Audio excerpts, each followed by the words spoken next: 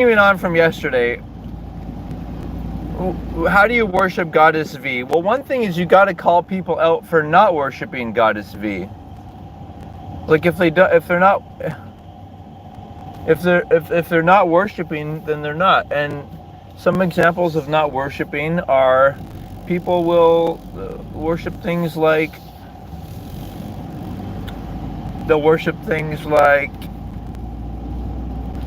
alcohol. They'll always speak highly of alcohol or food or vacations or cars. Their primary interest will be like, and part of it is because that's like the politically correct. Like it's not.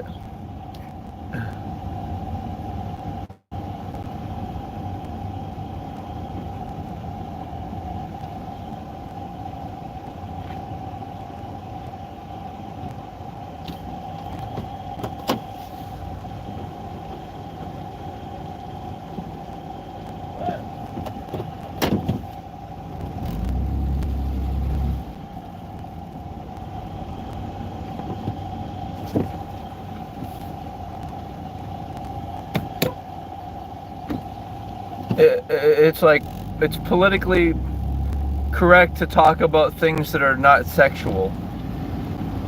Now, so it's like it's not like I'm okay. So the way women celebrate Goddess V is by showing off their vulva, and the way men celebrate is by looking at it, and the way women celebrate is by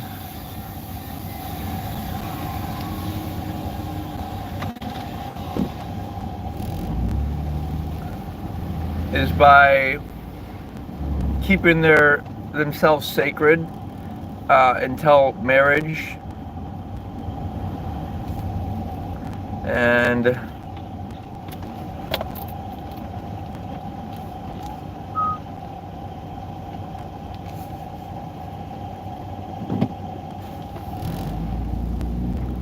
the way men celebrate is by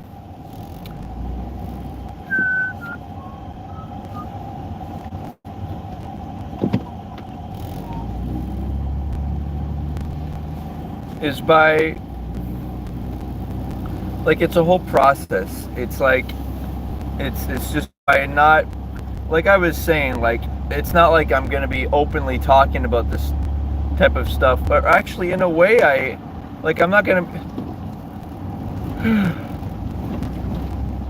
like maybe if everyone wore like a Goddess V badge, or like in Hawaii people wear the eat more veggie aina, which means like vegetables from the land, but it's also obviously sounds like vagina. But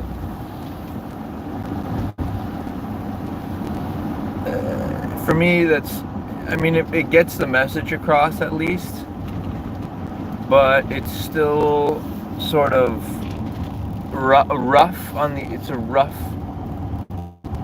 kind of presentation, and to me, Goddess V is a more sophisticated, because it's like it makes it like it is a god, and so moving forward. So then, obvious questions would be, well, what about gay men? And for gay men, they can play a supporting role. A recognition that even though they're not sexually attracted to the vulva, that they don't have, they're not a woman. So, but still, they can celebrate and encourage people to treat women as sacred, obviously.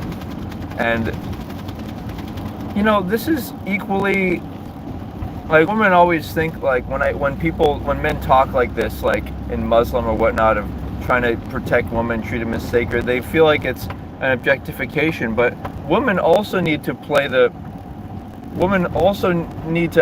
actively want this.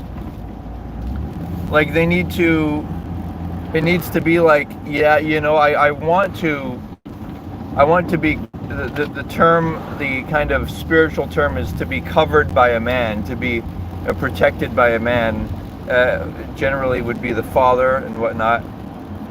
And it's like, yeah, a woman needs to work on doing that as well, not just men. And so the way women do that is by seeking, it takes more courage to try to be a feminine woman and to want to have that, to want to have that in your life, to want to have that sense of, you can't be a feminine without having masculine protectors. So basically, to maintain that femininity by being in an environment, I mean, there's different kinds of work, right? Some work where you have to be more masculine, some where you have to be more feminine, or like teaching and being in the as a nurse in hospitals, which women will already naturally do, but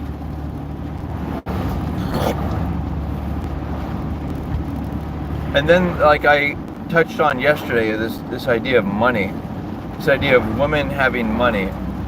The problem with that is that women, from my observations, they're kind of more about having fun than about creating a legacy and about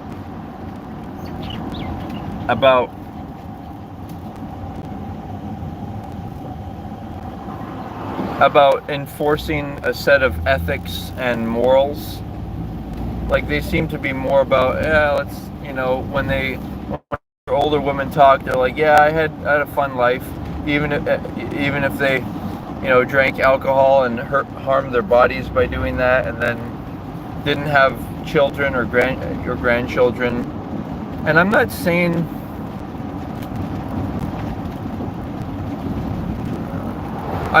all of this because I think women should be forced to have children, or that they should, that's the only calling that they should try to pursue, and that they should try to be forced by societal norms to do that. But at the same time, I do think that is the best form of contribution that they can give to the world, to have a child. But the thing is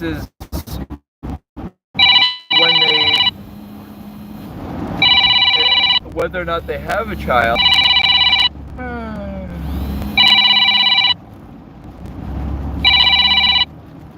it should be also based upon whether they think they are fit to be they're ready to be a parent emotionally, that they're physically healthy, so even when they have a child, they'll be able to rebound. They'll be able to be able to regain their health. Like, it's about having a really good exercise routine and whatnot, so when you have a child, you can exercise. After the child, you can rebound, because you got to think of it from a woman's perspective. Like, imagine having the ability, even if you don't even do it, having the ability to grow a child in your body, to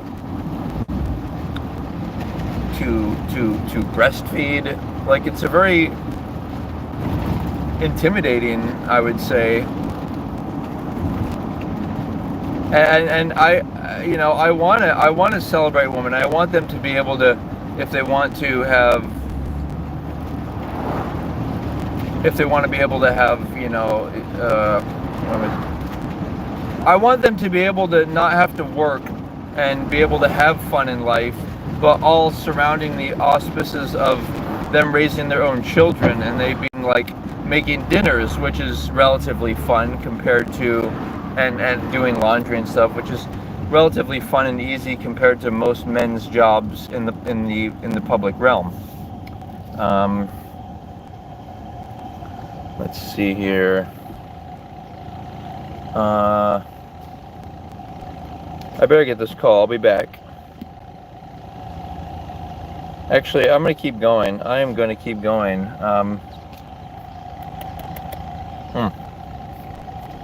So,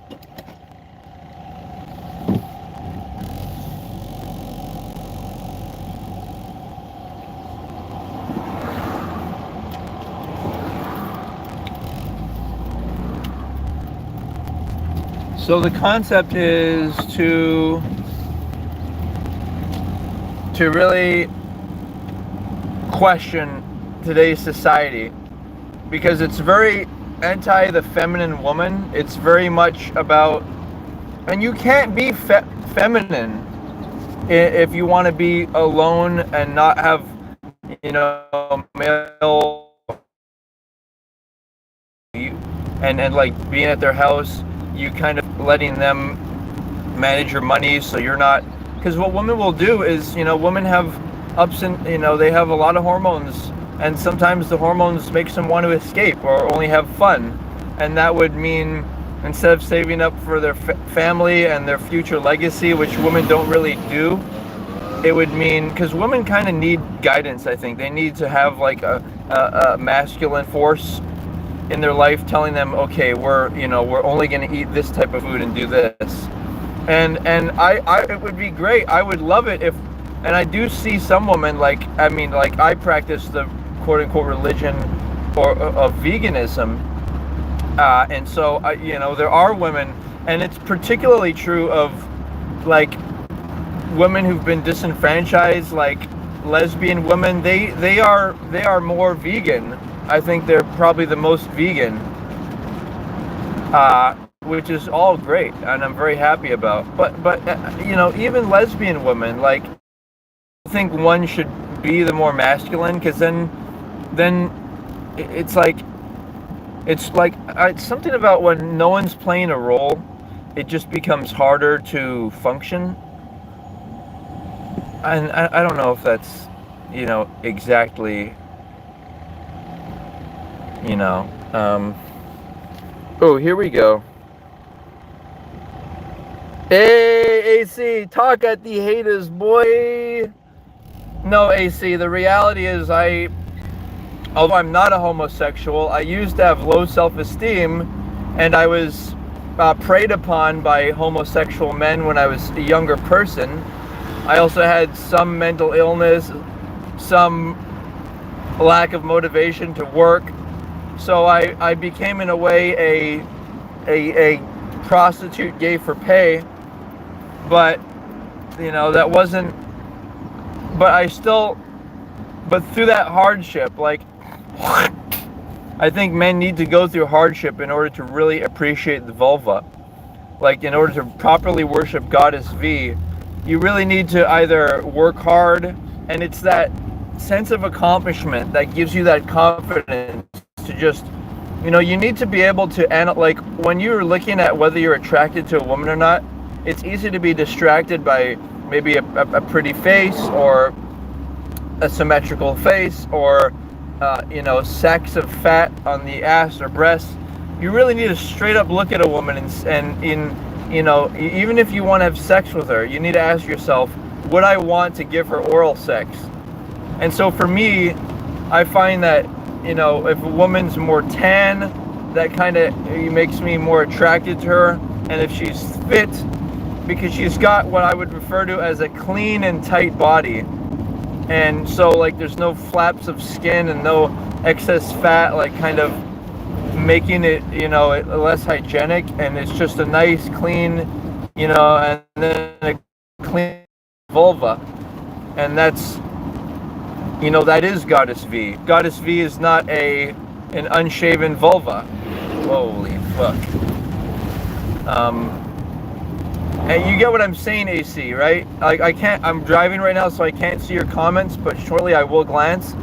But your presence here is useful, because you're challenging me. You're saying, like, well, what's you're trying to really provoke me to reason. Like, is this really who I am, or what am I? What's my What's my take? And I'm telling you, in an explicit way who I am and who I've become. And I'm really glad for your inciting that in me, inciting that and providing that challenge and just drawing it out of my